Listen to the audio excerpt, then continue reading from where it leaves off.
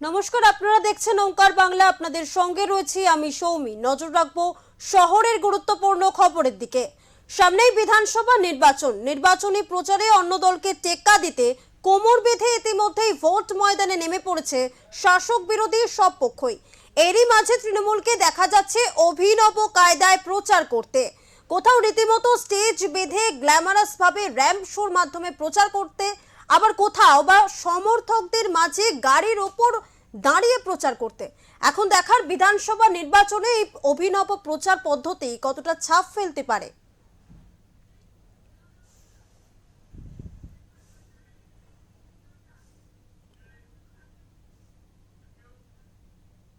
এই মুহূর্তে আমাদের সঙ্গে সরাসরি রয়েছেন আমাদের এডিটর ইন চিফ বিপ্লব দাস। তার সাথে কথা বলবো ঠিক এই বিষয়ে।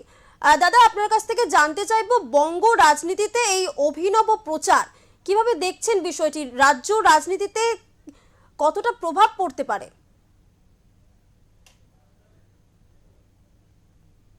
তৃণমূলের অভিষেক বন্দ্যোপাধ্যায় জেলায় জেলায় যে প্রচার শুরু করেছেন, এবং যে প্রচারে আমরা দেখতে পাচ্ছি একটা অভিনবত্ব, যেটা গত বছর লোকসভা নির্বাচনের আগে আমরা দেখেছিলাম ব্রিগেড প্যারেড গ্রাউন্ডে। হ্যাঁ, যেখানে আমরা দেখেছিলাম যে এইরকম একটি বড় র্যাম্প, অর্থাৎ জনতার মাঝখানে, জনতা দুপাশে মাঝখানে র্যাম্প, যেটা আমরা বিভিন্ন ফ্যাশন শো বা অন্যান্য র্যাম্প শো যেটাকে বলা হয় দেখি।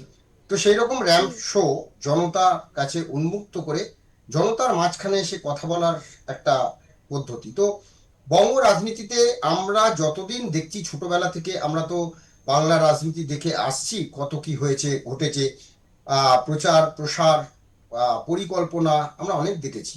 তো এখন আমরা যত প্রযুক্তির উন্নয়ন হচ্ছে বা প্রযুক্তিগত বাড়ছে, তত দেখা যাচ্ছে যে বিভিন্ন প্রচারের মাধ্যম কিন্তু সেভাবে বাড়ছে। কিন্তু সেই প্রচারের মধ্যেও মানুষের মাঝে পৌঁছানোর এখন অন্যতম মাধ্যম যে সমাজ মাধ্যম, অর্থাৎ আমরা যেগুলো বলি ফেসবুক, ইউটিউব, হ্যাঁ, অর্থাৎ সোশ্যাল মিডিয়া। কিন্তু তারপরেও মানুষের সঙ্গে সরাসরি কথা বলা, অর্থাৎ যোগাযোগ, যেটা হচ্ছে মাঠে ঘাটের যে রাজনীতি, যে রাজনীতি আমরা একটা সময় দেখতাম ম্যারাপ বেঁধে রাজনীতি হতো। ম্যারাপটা কিনা ছোট্ট একটা স্টেজ, উপরে কিছু নেই, একটা মাইক্রোফোন, আর দুপাশে সামনে জনতা বসে আছে কিছু চেয়ারে। তারপর সেটা ধীরে ধীরে ওপরে ছাউনি, তারপরে এইভাবে ধীরে ধীরে আজকে সেটা অন্য লুকে গিয়ে দাঁড়িয়েছে। কিন্তু তৃণমূল কংগ্রেস গত 2024 লোকসভা নির্বাচনের আগে যখন ব্রিগেড প্যারেড গ্রাউন্ডে এরকম একটা অভিনবত্ব প্রচার নিয়ে বাজারে নেমেছিল, এবং সত্যি সেটা সকলের নজর কেড়েছিল। তখন প্রশ্ন হচ্ছে যে তারপরে এইবারে যে জনসংকল্প সভা অভিষেক বন্দ্যোপাধ্যায় বিভিন্ন জায়গায় করছেন, এইটা এর আগে আমরা নবজোয়ার 2023-এর নির্বাচনের আগে দেখেছিলাম অভিষেক বন্দ্যোপাধ্যায় নবজোয়ার বলে একটি এরকম জনসভা করেছিলেন, যেখানেও কিন্তু একটা অভিনবত্ব ছিল। সেখানে বলা হয়েছিল যে আপনার বুথে আপনার প্রার্থী, আপনি ঠিক করবেন কে প্রার্থী হবেন। সেখানে ব্যালট বাক্স রাখা হয়েছিল।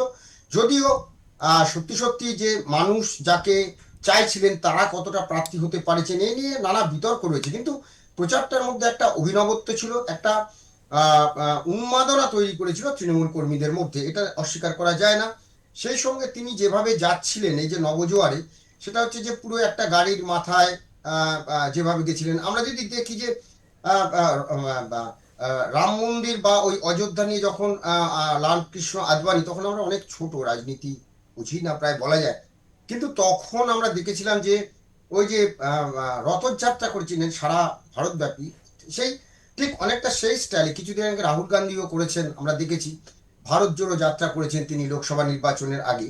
কিন্তু এইরকম অভিনবত্ব প্রচার, অর্থাৎ জনতার মাঝখানে, দুপাশে জনতা, মাঝখানে তিনি হেঁটে আসছেন, যেটা বারুইপুর দিয়ে শুরু হয়েছিল, যে যেখানে আবার ভুতুরে ভোটার যারা, ভূতকেও হাঁটিয়েছেন, অর্থাৎ 3জন ভোটারকে তিনি হাঁটিয়েছেন, তাদের বলেছেন এরা ভূত, কারণ নির্বাচন কমিশন বলেছিল এরা মৃত। তো এই জায়গাটা থেকে এই প্রচার একটা অভিনবত্ব বলা যায়। কিন্তু প্রশ্ন হচ্ছে গ্রামে গঞ্জে এই প্রচার যেটা হচ্ছে বা নিয়ে যাওয়া হচ্ছে, মানুষের মধ্যে, তৃণমূল কর্মীদের মধ্যে একটা উন্মাদনা তৈরি হচ্ছে।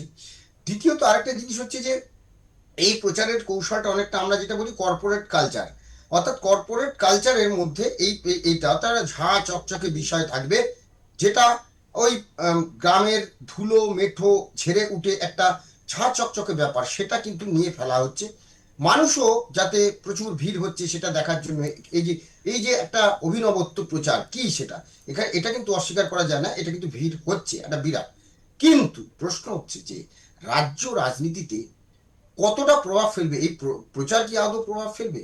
প্রভাব ফেলুক না ফেলুক, মানুষ কাকে ভোট দেবে সেটা পরের বিষয়। কিন্তু এইটা ঘটনা যে এই যে একটা লুক, নিউ লুক, নতুন ভাবে একটা প্রচার গ্রামে গঞ্জে যাচ্ছে, এরকম অভিষেক বন্দ্যোপাধ্যায় আসছেন। এমনিতে অভিষেক বন্দ্যোপাধ্যায় গ্রামে গেলে যে পরিমাণ ভিড়, বা গ্রামে বা শহরে যেখানেই তিনি যান প্রচুর ভিড় হন, ভিড় হয়, এবং সেই ভিড় কন্ট্রোল করতে প্রচুর পুলিশ নামাতে হয়। কিন্তু এর ফলে এই যে এইরকম একটা প্রচার আবার, তার ফলে কিন্তু যে ভোটটা তো প্রায় দ্বিগুণ ভিড় হয়ে যাচ্ছে যা দেখা যাচ্ছে।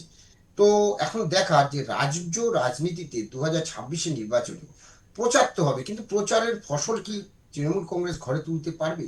নানান প্রশ্ন এখানে আছে। এসআইআর হচ্ছে, কত ভোটার বাদ যাবে, যেটা বারবার অভিযোগ তো শাসক দলের বিরুদ্ধে, যে এই যে ভুতুড়ে ভোটার থেকে শুরু করে ফলস ভোটার যারা ছিল তাদেরকে দিয়ে তৃণমূল কংগ্রেস ভোটে জিতে আসতো, এটা বিরোধীদের অভিযোগ। যেটা বাম জমানায় তৃণমূল কংগ্রেস অভিযোগ করতো, বা মমতা বন্দ্যোপাধ্যায় যখন কংগ্রেসে ছিলেন তিনি অভিযোগ করতে, তার এ নিয়ে প্রচুর আন্দোলনও রয়েছে।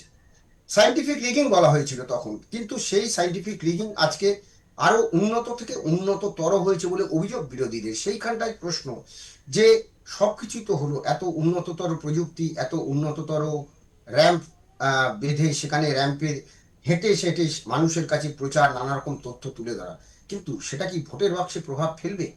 গ্রামের যারা খেটে খাওয়া মানুষ, যারা পরিযায়ী শ্রমিক গ্রামে গঞ্জে থেকে তারা বিভিন্ন রাজ্যে যাচ্ছেন, তাদের কাছে এইটা কতটা প্রভাব ফেলবে সেটা কিন্তু আগামী 26 নির্বাচন যতক্ষণ না ফলাফল বেরোবে ততক্ষণ বলা যাবে না। সৌমি, ধন্যবাদ দাদা।